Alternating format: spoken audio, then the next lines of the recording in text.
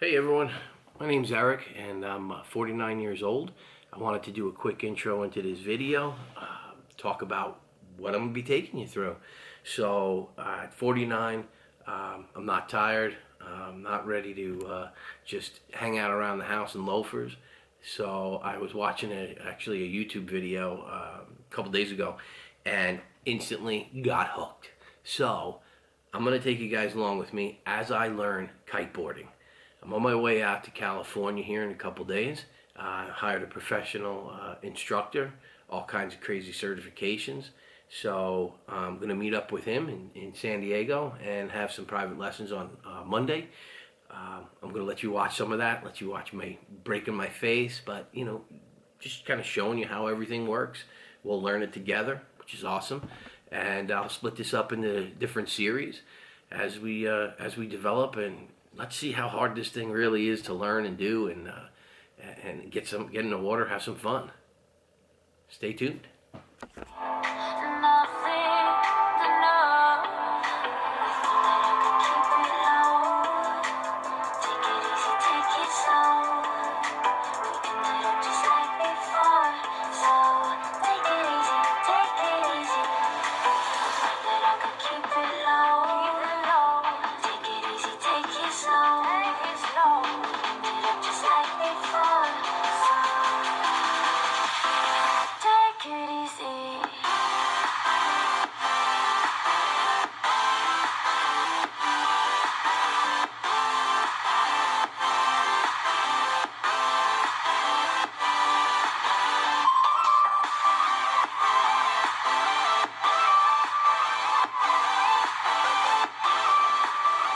Ready? It's gonna be fun, man. Yeah. We're going to California, man. We're going to go learn how to kiteboard. You about ready to laugh at me, huh? Yeah, man. I mean, I wouldn't know how to do it. Alright, let's roll.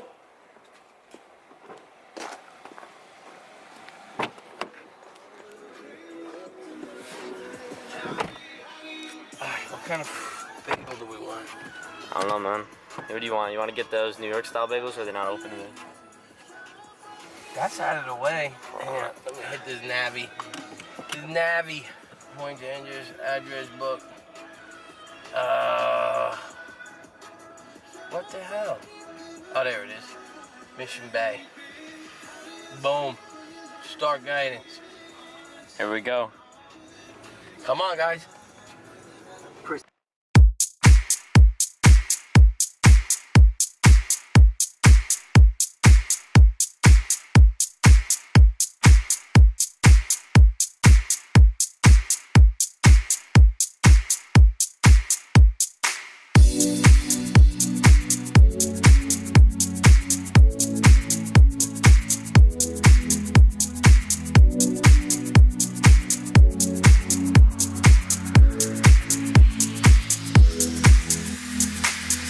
Yesterday was my favorite place, but today I don't see nobody.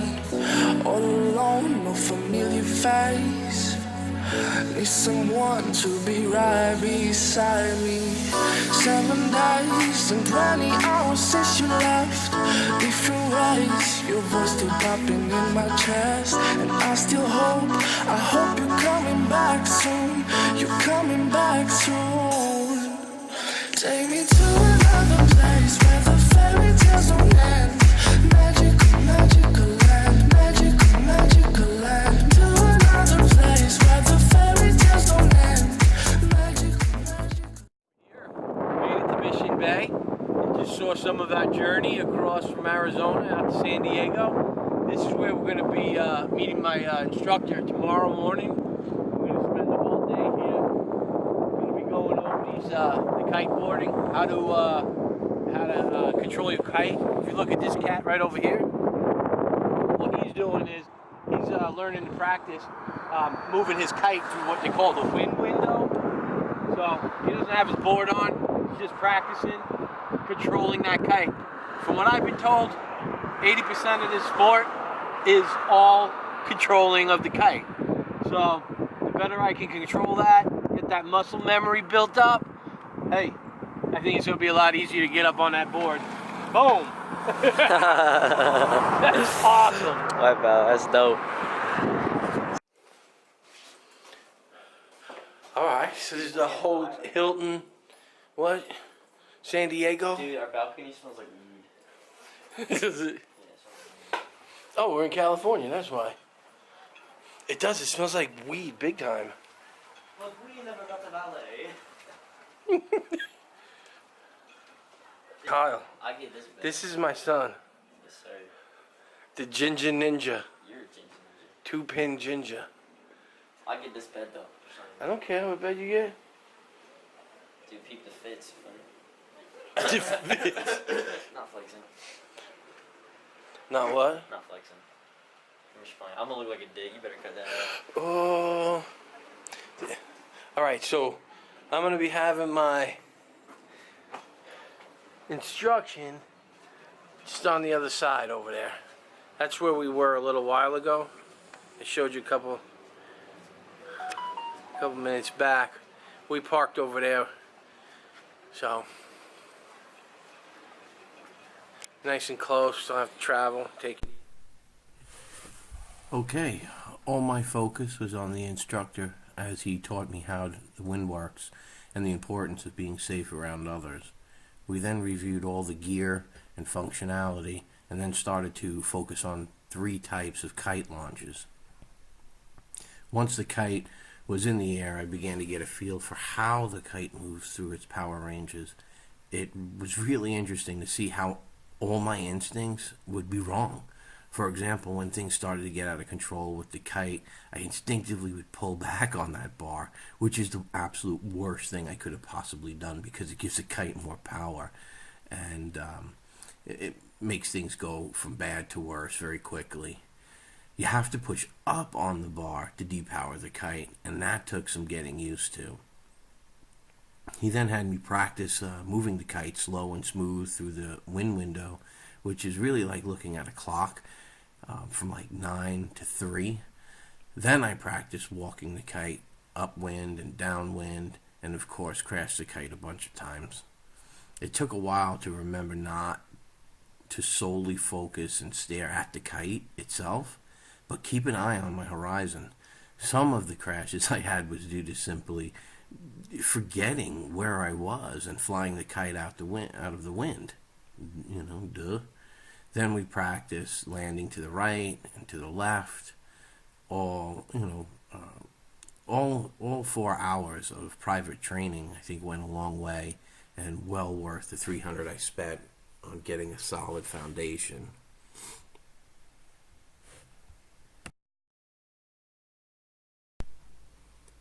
You can see here in just a second where I'm practicing launching back, getting the kite back up in the air, and struggling a little bit with this here.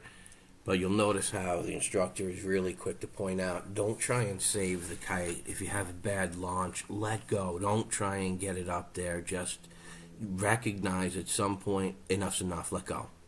Because if you do try and save it, it could go way out of control and wind up taking somebody out with either the kite itself or getting somebody else that might be close by wrapped up in your lines, and you don't want to do that. So again, be patient, be kind, be to others, and be safe, and keep practicing. You can see a nice gentle touchdown there, but again, really good stuff, really fun.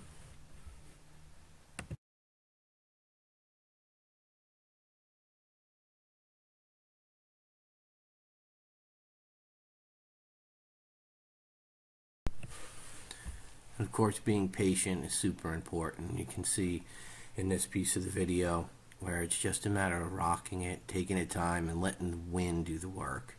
Once it gets nice and settled, then you can bring it right up to the top of the wind window, which is 12 o'clock.